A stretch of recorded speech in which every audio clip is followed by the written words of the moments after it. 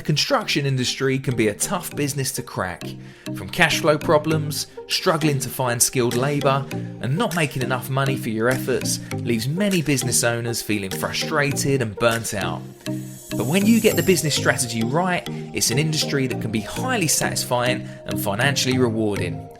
I'm here to give you the resources to be able to create a construction business that gives you more time, more freedom, and more money. This is the Develop Your Construction Business podcast, and I'm your host, Greg Wilkes.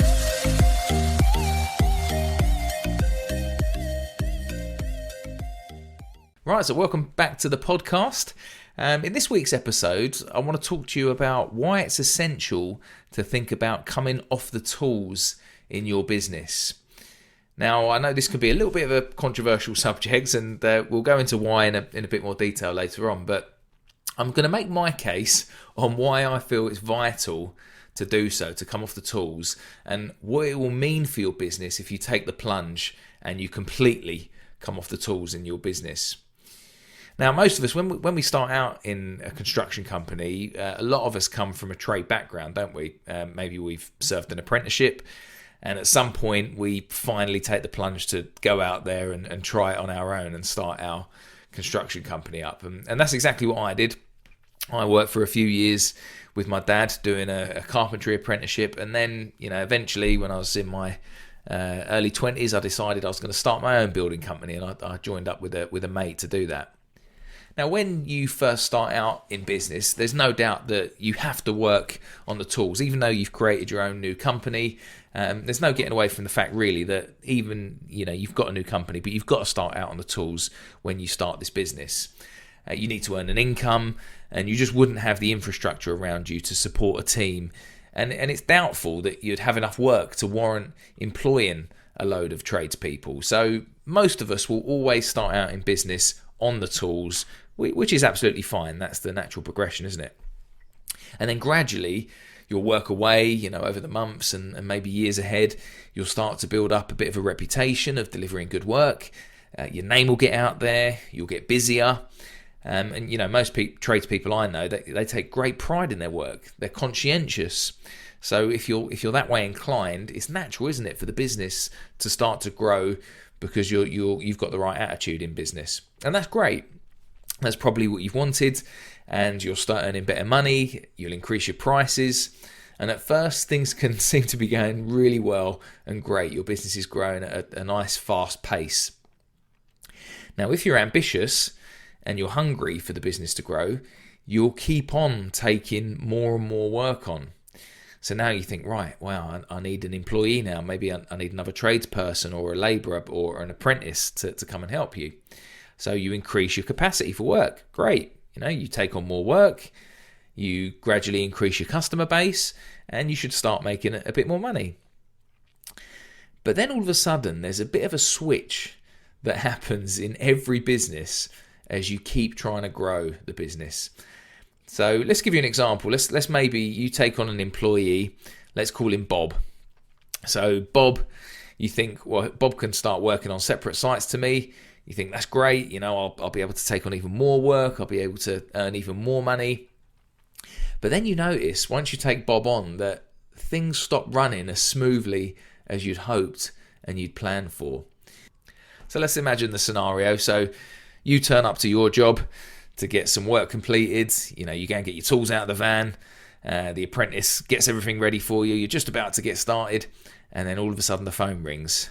Who is it? It's Bob. And what does Bob say? Oh, Greg, I need some extra materials dropped over here. All right, okay, Bob, no worries. Well, why don't you just pop down the local builders merchants and pick them up in your van? Oh, I haven't got the van today, Greg. It's playing up. I'm driving my wife's car today, so I can't get materials. Can you go and get them for me? So what do? Begrudgingly, you go and pop to the shops for Bob. You give your apprentice some work to do, and you go and pick up the gear and the materials that he needs. You drop them off to the site, and finally you get back to your own job at around 11 a.m. and you've done nothing all morning, all you've done is waste time and petrol, and you've just managed to sort Bob out. And you get back to the site, and your apprentice, he's sitting around with nothing to do and is just about to go and start lunch. So now you're really annoyed and you're frustrated, and you pick up your tools and you start to get a bit of work done. So you work away, and then 2:00, the phone rings again. Who is it? Yeah, you guessed it. It's Bob. Yes, Bob, what's up? Oh, Greg, I've got an issue here with the floor. It's rotten underneath. I can't lay on top of this. Can you come and have a look? I don't know what to do. Oh, Bob, look, just ask the client if they want the floor replaced. If it's rotten, they've got to replace it. See what the client wants to do. Oh, no, I have asked the client. They want to speak to you. They want you to come over. Right, okay, Bob. All right, fine. I'll pop over now. So 2:00, you pack up your tools. The client looks at you a little annoyed as they've looked at you've literally done nothing at all day, and then you head over to Bob's job. So just think about that the 250 quid that you were expecting to earn that day by working on the tools has ended up being more like 50 quid, and you probably spent most of that 50 quid on petrol. So you go and sort the issue out with Bob that day, but you notice that week after week the same things keep happening. Your clients are getting annoyed as you aren't getting the work done fast enough. You're annoyed because your bank account balance is starting to drop. You start questioning, was it really worth getting Bob? You start working late into the evenings to get your estimates and your quotes done. So then your partner starts moaning at you that you're not seeing the family enough. And you start to ask yourself, what's gone wrong?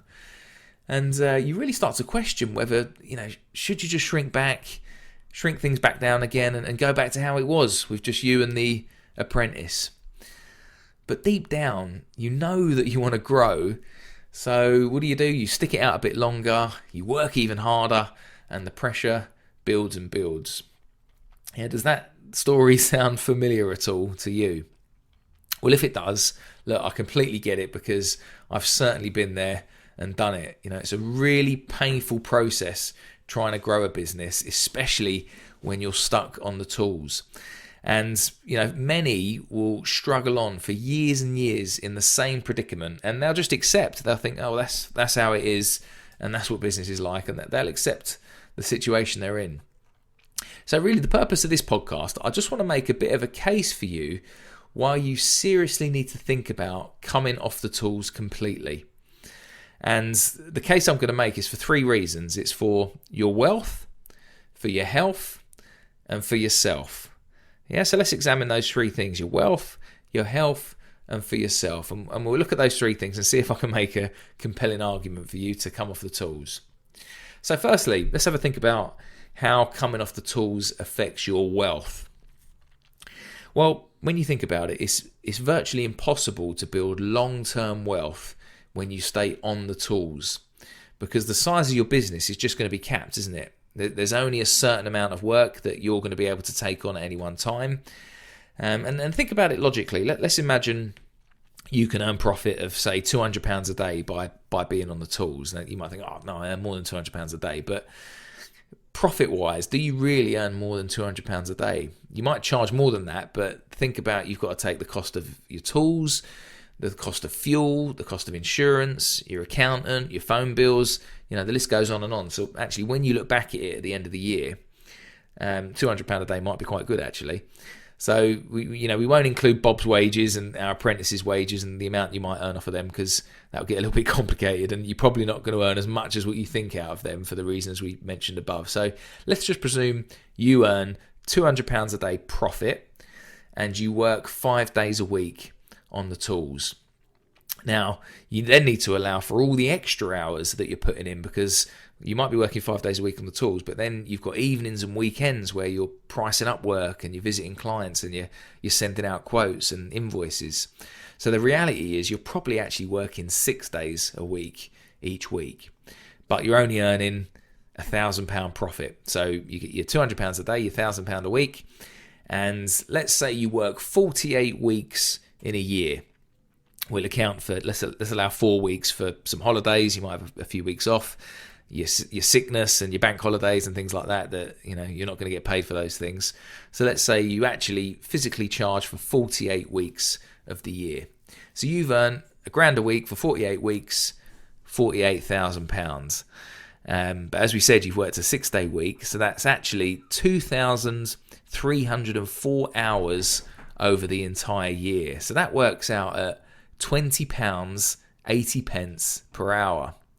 Think about that. I bet you weren't expecting that figure as an hourly rate, were you? So if you work 6 days a week at 48k profit, you've only earned £20.80 an hour. So how does that figure sound to you? £20 an hour. For all that work, all that stress that you've taken on, are you really going to be able to build long-term wealth for you and your family on £20 per hour? But yet that's the reality for many who stay on the tools year after year. You know, that they're all right, some will get some jobs on price, you know, granted their profit might end up being more than 48k a year. Yeah, if you could get to take stuff on price, you'll certainly earn a bit more money. But you'd be really surprised at how many tradespeople and business owners earn less than this. You know, some much less than 48,000 a year. They'd love to earn that. So staying on the tools, it massively affects your wealth, doesn't it? Your income is capped. You haven't got enough time to grow the business. You haven't got enough time to manage staff. And so naturally, you have to stay small. You can't leverage other people's time. You think about that. When you've got other people working for you, you're going to be able to earn more, aren't you? Because you're leveraging the profit you can make off of them too. So the more people you have working for you, the more money you should make. But you can't leverage that money if you're working on the tools, because you won't have the time to manage those people. So really, that's reason number one why you should consider seriously coming off the tools. And it's for your own wealth, for your long-term wealth. You need to think about coming off the tools, because you can't create long-term wealth when you're working on the tools day in, day out. The second reason, as we said it was for your wealth, your health, and for yourself. So let's look at reason number 2, for your health. Now, if you've been in the trade for a while, you no doubt you've got friends or work colleagues who've gone and got themselves injured at some point. You know, I've got friends that have lost fingers, got and cut their fingers off on chop saws and things. I've got others who their knees are shot to bits. They're like roofers or floor layers and that, and they just can't walk properly because they're on their knees all day. Some friends I've got long-term back injuries. Others, they can't hear properly because, you know, maybe not wearing ear protection and things like that. The list goes on and on and on. And just myself, you know, I think about my own self. You know, I've been quite fortunate really, but I've had broken ribs where I've, you know, fallen through ceilings on loft conversions. I've had multiple stitches on my head and my face through accidents at work. I had a work colleague that was with me who had a really bad fall off a ladder at height, smashed his leg up. I've had another one who had to have skin grafts and things. So, you know, there's a lot that goes on. If you think about it and think about all your friends that you've got in construction, work colleagues, I bet you could name an absolute list, a big list of all the injuries that are out there. And it's not surprising, is it, really? Because the construction industry is tough. It's a really tough industry. It's highly dangerous. And it's physically taxing. You know, you try and go and get insurance, health insurance at work, and see the cost of it, because they know that it's a dangerous industry. So health insurance is so expensive when you're in this game. Now, if you're young enough, and maybe you're lucky enough, maybe you haven't had a bad accident yet. But if you're in the game long enough, then it's highly likely that you're going to get an ongoing problem just due to wear and tear. Because the body is just not designed, is it, to be, you know, you think that the way we bend, we crouch, all the crawling we do, lifting at awkward angles. And if it's not your body, maybe you're constantly breathing in dust and fumes on site. You think about your lungs. So, you know, you do this year on year, you're probably going to have a long-term injury at some point, aren't you? If not worse than that.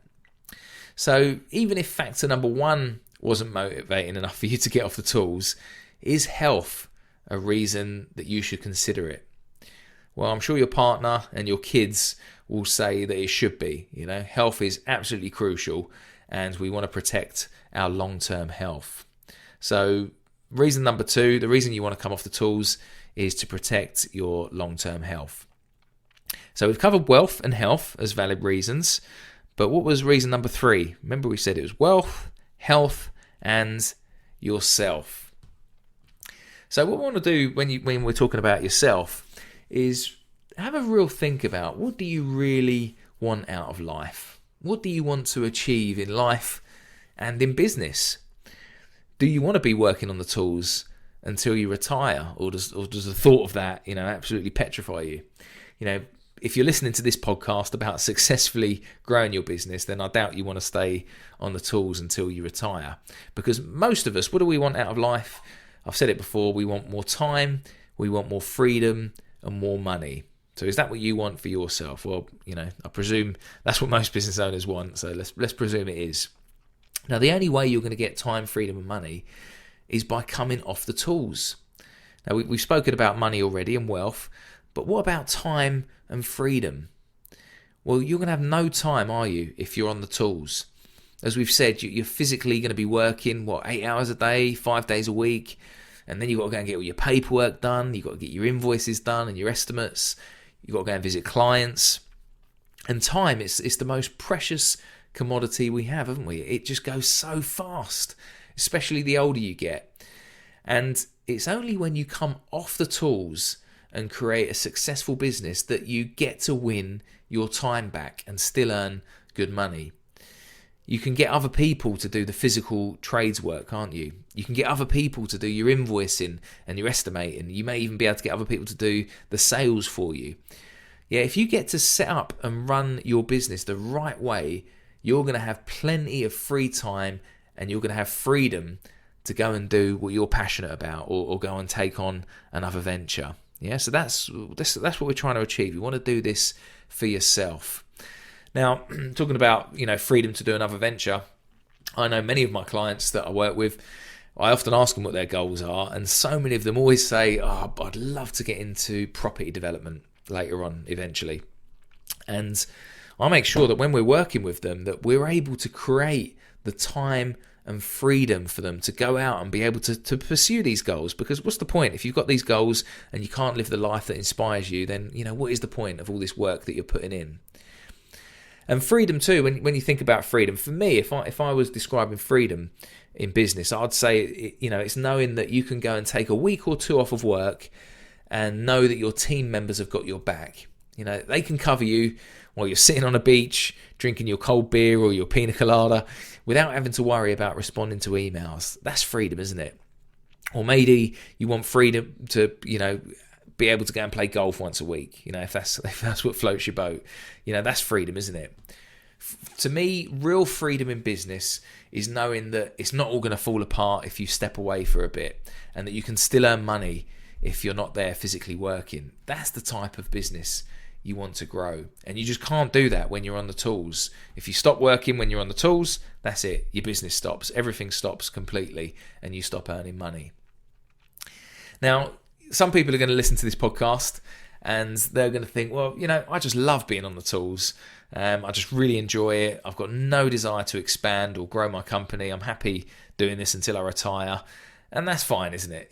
There's probably no point trying to convince these people to come off the tools. They don't want the stress of it, and they're happy. And that's great. Everyone's different. We've all got different personalities. And people like that probably not going to be listening to this podcast for very long, which is fine. But what about you? What do you think personally? If you really want to grow your business, can you now see why it's so urgent for you to be able to come off the tools? You've got to have that mindset where you want to come off the tools and make it happen. So does my argument stack up for you? Well, I hope it does. You want to come off the tools for your wealth, for your health, and for yourself.